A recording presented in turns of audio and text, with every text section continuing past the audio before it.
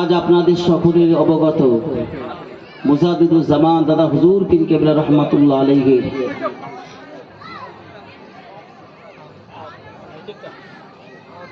সিলসিলার ভক্ত মুরিদগণেরা হুজুর কেবলার নামের মাদ্রাসার ইসারে সওয়াব আজকের দ্বিতীয় দিন, সেই দিন নাকি বাবা? হুজুর কেবলাদের এই সমুদ্র লাইনে কোনো জায়গায় নদীর বাঁধ ভেঙে যাওয়া, মানুষ ক্ষতিগ্রস্ত হয়ে যায়। পীর মুর্শিদদের নিয়ে এসে তাদের রসিলায় আল্লাহ পাক ওই বালা মুসিবত থেকে হেফাজত করে, ঠিক কিনা বলে? বহু নজির আমাদের আছে। আজ আপনাদের কাছে আশিক রাসূল ছোট হুজুর পীর কেবলা রহমাতুল্লাহ আলাইহির সুযোগ্য সাহেবজাদা জনাব হযরত মাওলানা পীর আলী আসগার চাচাজান হুজুর কেবলার সুযোগ্য সাহেবজাদা তিনি এসেছেন। কি গো, আপনারা খুশি না বেজার? জোরে বলেন, খুশি না বেজার? খুশি। মানে আপনাদের ভোল্টেজ আর মাইকের ভোল্টেজ দুটো মিলিত হয়ে যাচ্ছে। ফুরফুরা শরীফের পীর সাহেব আসলে, পীরজাদা আসলে, আমার নিজের অভিজ্ঞতা বলছি, 10 বছর পিছনের কথা বলছি, এটা মানুষ দৌড়াদৌড়ি করত, ছুটে যেত। কেন? দাদা হুজুরের আওলাদ আসছে। মানুষ কি পাগল, কি খাওয়াবে? কলিজা কেটে খাওয়াবে।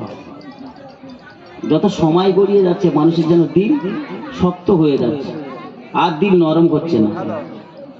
যে কালো পাথর এখন রোলা চালিয়ে রাস্তা দিয়ে চেপে দেওয়া হচ্ছে না, ঠিক সেই রকম পাথরের মতন মানুষের অন্তর হয়ে যাচ্ছে। কেন? সমাজের বুক থেকে হক প্রতিষ্ঠিত করা মানুষ কম হয়ে গেছে। হারামের সংখ্যা বেড়ে যাচ্ছে, সুদের সংখ্যা বেড়ে যাচ্ছে, জেনা ব্যভিচারী বেড়ে যাচ্ছে, বেনামাজির সংখ্যা বেড়ে যাচ্ছে। মানুষের দিলে মায়া মমতা মহব্বত আস্তে আস্তে উড়ে যাচ্ছে, ঠিক কিনা বলেন? আজ আমরা যারা এই পাক মাহফিলে এসেছি, আমাদের নিয়ত করতে হবে দাদা হুজুর পীর কেবলা রহমাতুল্লাহ আলাইহির সুযোগ্য আওলাদের আওলাদ হুজুর কেবলার আওলাদ এসেছেন। আমরা একটু দোয়া নেব। বাড়ি বসে থাকলে দোয়া হবে বা? দোয়া হবে না। যদি কেউ মনে করো ঘরে বসে একটু দোয়া নেব, হবে না। মা বোনের যে মুরগি বসিয়ে দেয়, ওই নিচে যে ডিমগুলো বসিয়ে দেয়, ডিম নিয়ে বসে, কিছু ডিম যদি ছিটে বাইরে থাকে, ও ডিমে ছানা উঠবে, বলবো না? উঠবে না। তো সামিয়ানা যে মাহফিল কায়েম করেছেন, বেহেশতের বাগান, রাসূলুল্লাহ বললেন এটা বেহেশতের বাগান। এই বেহেশতের বাগানে আমরা যারা বসেছি এবং যারা বাড়িতে আছি, চেষ্টা করবো আমরা সকলে সেই মাহফিলটা সুন্দর করে সাজাবো। কেন? আমাদের দোয়ার প্রয়োজন আছে। রাসূলুল্লাহ বললেন এই দোয়া হলো শ্রেষ্ঠ ইবাদত। জোরে বলুন সুবহানাল্লাহ। তাহলে আমরা কিছুক্ষণের জন্য, অল্প সময়ের জন্য এই দোয়া থেকে আমরা মাহরুম হবো কেন? এটা জিও ফোনের অফার হলে আমাদের ঘরের ছেলেরা মেয়েরা পাগলের মতন দৌড়াচ্ছে দুনিয়ার স্বার্থে, যে নেটের জগতে কিছু নেট কালোবাজিরা ফ্রি দেবে, তার দ্বারাই আমরা নেট ঘাঁটবো। এতে কি ফায়দা হবে? আমার আপনার ক্ষতি হবে। তার জন্য আমরা পাগল। আর রাসূলুল্লাহ যে অফারটা দিয়েছেন, এই রকম দিনে মজলিসে মাহফিলে বসলে আল্লাহ পাক খুশি হয়ে গিয়ে 6টা মুরব্বীদের কবরের আযাব মাফ করে দেবেন। জোরে বলুন, আর একটু জোরে হবে না? একটু মন খুলে হবে না? সুবহানাল্লাহ।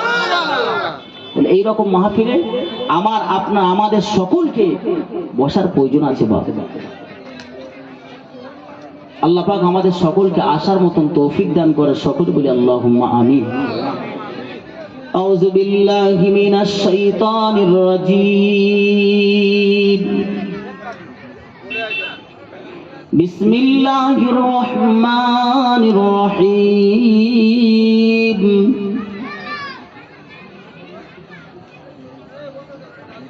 ما كان على النبي من حرج فيما فرض الله له سنة الله في الذين خلوا من قبل وكان أمر الله قدرا مقدورا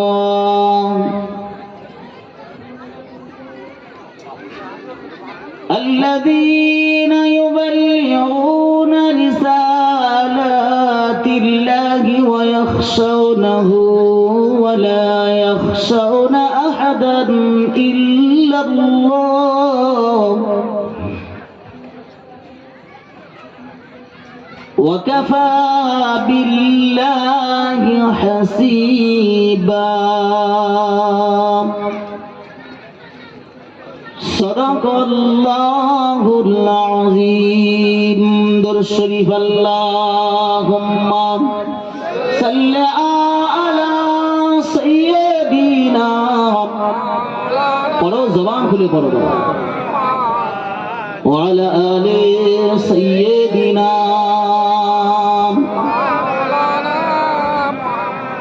الحمد لله نحمده ونصلي على رسوله الكريم أما بعد فقد قال الله تعالى في كلامه المجيد والفرقان الحميد بسم الله الرحمن الرحيم يا أيها الذين آمنوا استعينوا بالصبر والصلاة إن الله مع الصابرين قال الله تعالى في آية أخرى بسم الله الرحمن الرحيم لقد كان لكم في رسول الله أسوة حسنة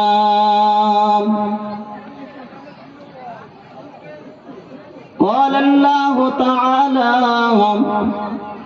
في آية أخرى بسم الله الرحمن الرحيم وما آتاكم الرسول فأخذوه وما نهاكم عنه فانتهوا قال رسول الله صلى الله عليه وسلم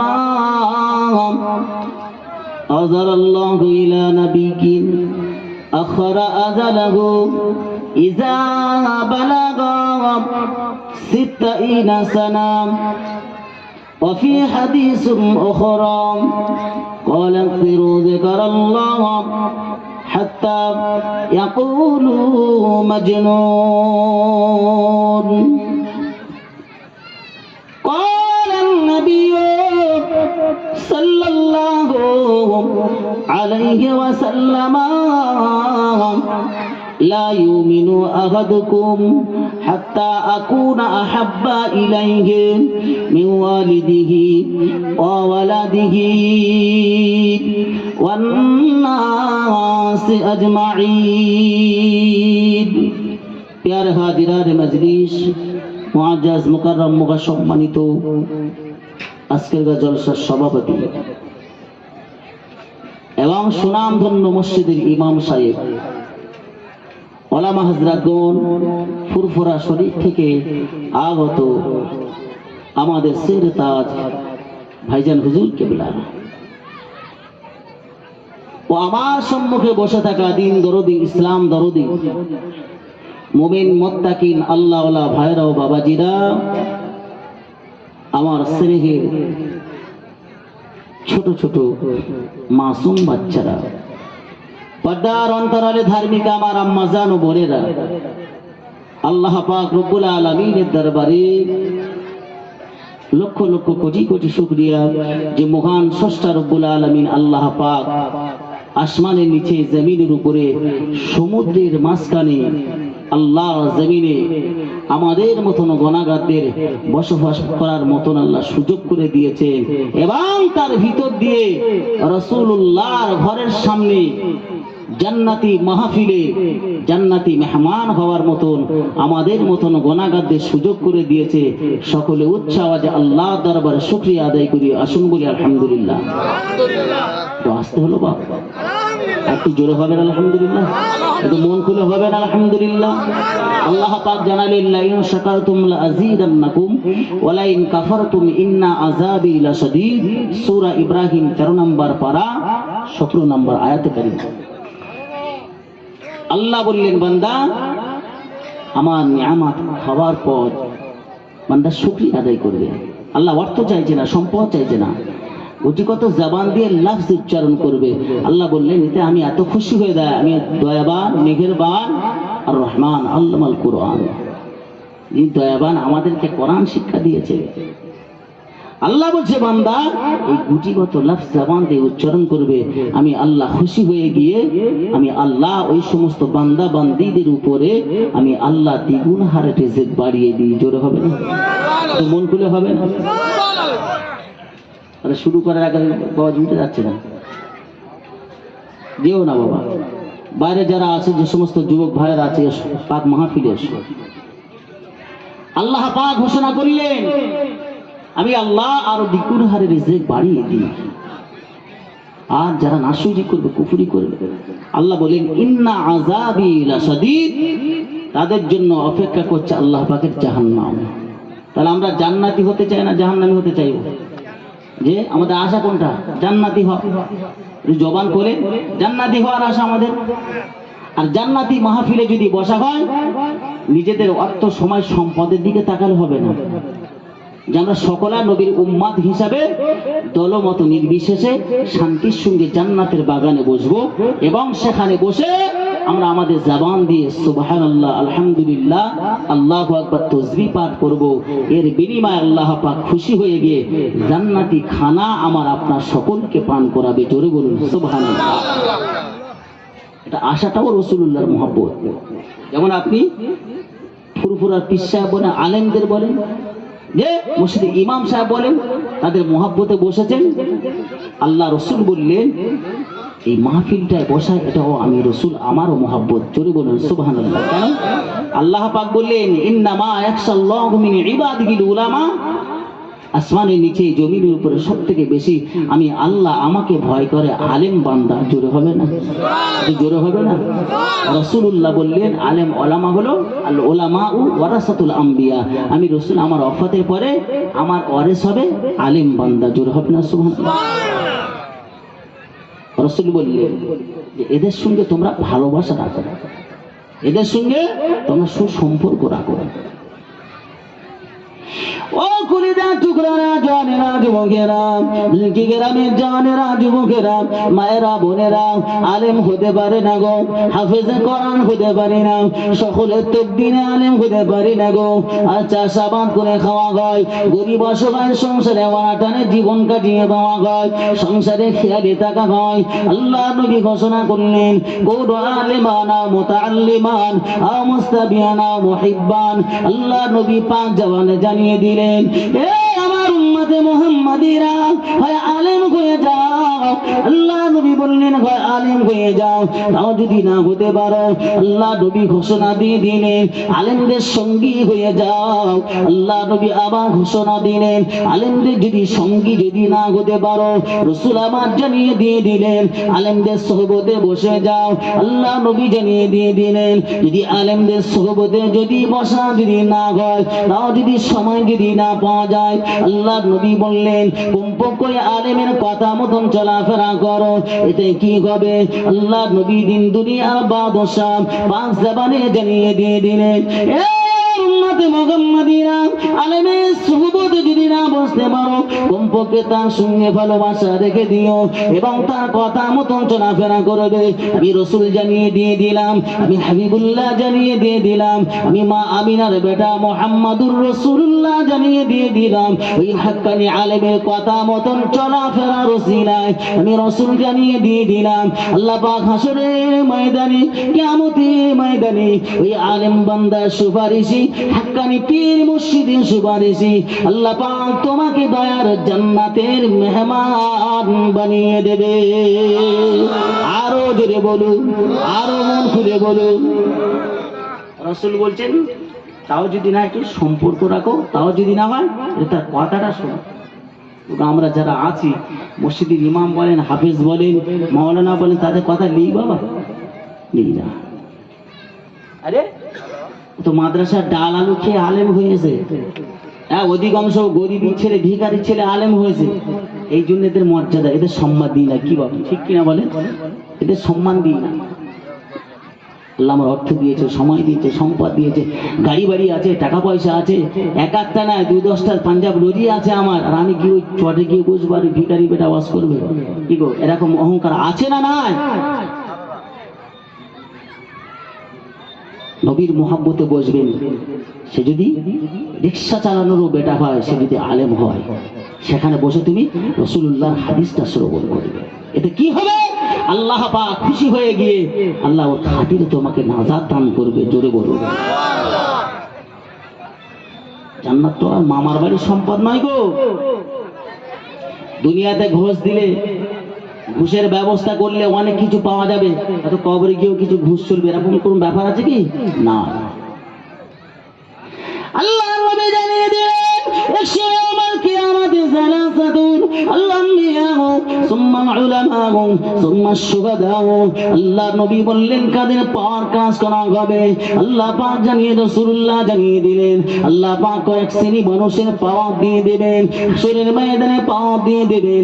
আল্লাহ নবী পাক জবানে ঘোষণা দিয়ে দিলেন ইয়াউমাল কিয়ামাতি সালাসাতুন আল-আম্বিয়াউ সুম্মা উলামাউ সুম্মা শুহাদাউ। আল্লাহ নবী জানিয়ে দিলেন আম্বিয়া আলাইহিমুস সালাম দিয়ে আল্লাহ পাক পাওয়া দিয়ে দেবেন, যে যার ভক্তদেরকে নিয়ে, উম্মতদেরকে দিয়ে আল্লাহ দয়ার জান্নাতের মেহমান হয়ে যাবে। ও কলিজার টুকরারা, জানেরা, যুবকেরা, রাসূল আমার জানিয়ে দিলেন সুম্মাল উলামাউ, হাক্কানি আলেম ওলামা বান্দাদেরকে পাওয়া দেওয়া হবে। তারা তাদের ভক্তদেরকে নিয়ে আল্লাহ পাকের দরবারে সুপারিশ করে আল্লাহ দয়ার জান্নাতের মেহমান হয়ে যাবে। শহীদান গণেরা, সিদ্দিকিন গণেরা, তারা সুপারিশ করে আল্লাহ পাকের বান্দা বান্দি দিগকে আল্লাহ দয়ার জান্নাতে মেহমান বানিয়ে দেবেন। ও ভাইরা, বাবাজিরা, রাসূলুল্লাহ বললেন, আল্লাহ পাক আয়াতে কারিমা নাযিল করলেন, আল্লাহ পাক জানিয়ে দিয়ে দিলেন এই আমার বান্দা বান্দিরা, আমি আল্লাহ বলছি 4 শ্রেণীর মানুষকে আমি আল্লাহ পছন্দ করি। এই 4 শ্রেণীর মানুষেরা হলো আমি আল্লাহ আমার বন্ধু। মিনান নাবিয়িনা ওয়া সিদ্দিকিনা ওয়া শুহাদাই ওয়া সালিহিন ওয়া হাসুনা উলাইকা রাফিকা। আল্লাহ পাক ঘোষণা দিয়ে দিলেন, আল্লাহ পাক সূরা নিসা 5 নম্বর পারায় আমার আল্লাহ পাক জানিয়ে দিয়ে দিলেন এই 4 শ্রেণীর বান্দা হলো আমি আল্লাহ আমার বন্ধু। এই 4 শ্রেণীর বান্দাকে আমার আল্লাহ পাওয়া দিয়ে দেবেন। এই 4 শ্রেণীর বান্দাকে আমার আল্লাহ পাওয়া দিয়ে দেবেন। হাসরের ময়দানে, কিয়ামতের ময়দানে তারা তাদের ভক্তদিগকে নিয়ে টেনে টেনে টেনে টেনে দিয়ে আল্লাহ দরবারে সুপারিশ করে আল্লাহ দয়ার জান্নাতের মেহমান হয়ে যাবে।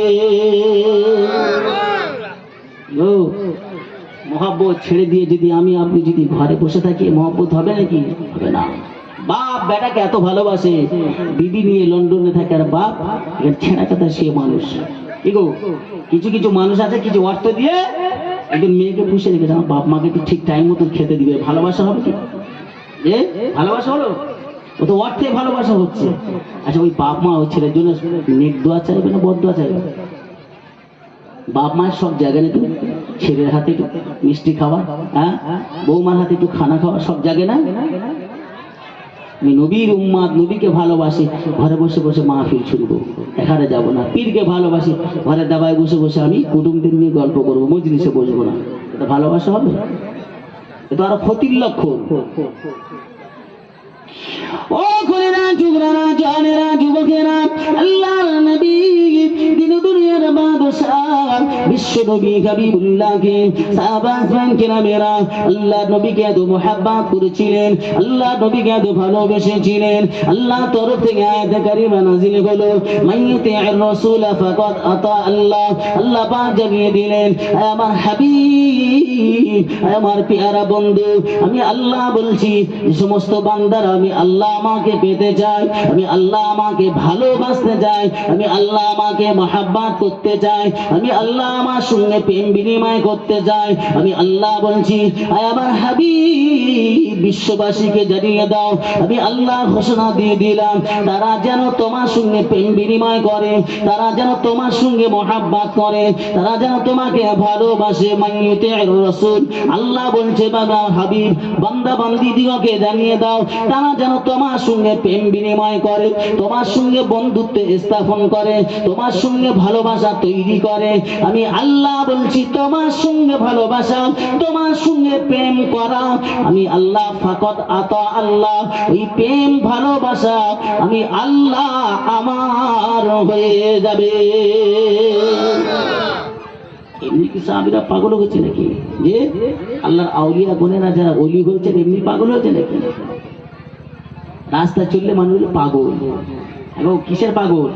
ও তো আল্লাহর পাগল, নবীর পাগল। জোরে বলুন সুবহানাল্লাহ। আর এই ঘুটো করে নিয়ে বেটা দাবাই বসে বসে বসে বসে হাক্কানি আলেমদের বিরুদ্ধে বলে, পীর মাশায়েখদের বিরুদ্ধে কটু কথা বলে, বলে কি বলে না বাবা? ও ভাইরা বাজিরা জানেরা যুবকেরা, আল্লাহ দরবারে ছাড় পাবে না। আল্লাহ পাক সূরা বাকারা, আল্লাহ পাক সূরা বাকারা ২ নম্বর পারায় ৫ নম্বর পৃষ্ঠায় ৭ নম্বর লাইনের পর আমার আল্লাহ পাক ঘোষণা দিয়েছেন, লাইসাল বিরু আন তুওয়াল্লু উজুহাকুম কিবালাল মাশরিকি ওয়াল মাগরিব ওয়ালাকিন্নাল বিরু মান আমানা বিল্লাহ। আল্লাহ পাক জানিয়ে দিলেন, আমি আল্লাহ তোমাদের চেহারা পোশাক দেখি না, আমি আল্লাহ তোমাদের চেহারা পোশাক দেখি না, আমি আল্লাহ তোমাদের মুখের দাড়ি দেখি না। আমি আল্লাহ পাক ঘোষণা দিয়ে দিলাম এ तमाम পৃথিবীর ভূখণ্ডে বান্দা বান্দিরা, আমি আল্লাহ পাক জানিয়ে দিয়ে দিলাম আমার ইমানদার বান্দা মুসলমান বান্দা, আমি আল্লাহ তাদের কাছ থেকে একটা জিনিস নির্বাচন করব, বান্দা কোন দিকে পূব পশ্চিম উত্তর দক্ষিণ, উত্তর দক্ষিণ যেদিকে কিবলা তাই মনে করে নামাজ আদায় করো না কেন বান্দা, আমি আল্লাহ এটা দেখবো না।